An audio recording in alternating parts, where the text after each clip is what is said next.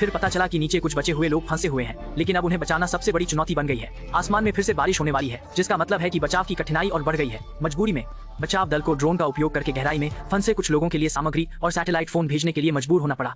इस तरह वे अंततः अपने परिवार से बात कर सकते हैं। लेकिन जब रामू ने अपनी पत्नी से बात की तो उसे एक बड़ा दुखद समाचार मिला कि उसकी पत्नी ने सुबह बेटे को सब्जी खरीदने नहीं ले जाया, और इसका मतलब है कि बेटा भी इस गहरे गड्ढे में फंसा हुआ है। उसे याद आया कि उसका बेटा पिछले रात कमरे में तंबू में सोया था, और जब उसने बेटे के कमरे में एक बड़ा छेद देखा तो रामू को तुरंत एहसास हुआ कि उसका प्यारा बेटा गहरे गड्ढे में गिर गया है। हालांकि उसे यह नहीं पता था कि बेटा जिंदा है या मर गया, लेकिन एक पिता के रूप में उसे किसी भी हाल में अपने बेटे को खोजने के लिए नीचे जाना था।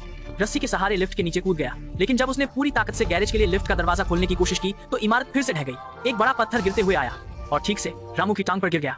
लेकिन उस समय लाओ बाई को दर्द की परवाह नहीं थी। उसके दिमाग में केवल उसका छोटा बेटा था जो इधर उधर भटकने लगा, जबकि दूसरी ओर बेटा पापा चिल्ला रहा था। जीवित रहने के लिए उसे मजबूरन नाली में घुसना पड़ा, लेकिन जैसे ही वह अंदर घुसा पीछे से एक बड़ा पत्थर गिर गया, जिससे नाली का मुंह पूरी तरह से बंद हो गया। इस बीच रामू को यह भी नहीं पता था कि उसका बेटा नाली में फंस गया है। वह पानी में खड़ा होकर अपने बेटे को खोज रहा था, लेकिन हर कोने में खोजने के बाद भी उसे कोई सुराग नहीं मिला। वह बेचैनी से अपने बेटे को जोर से पुकार रहा था।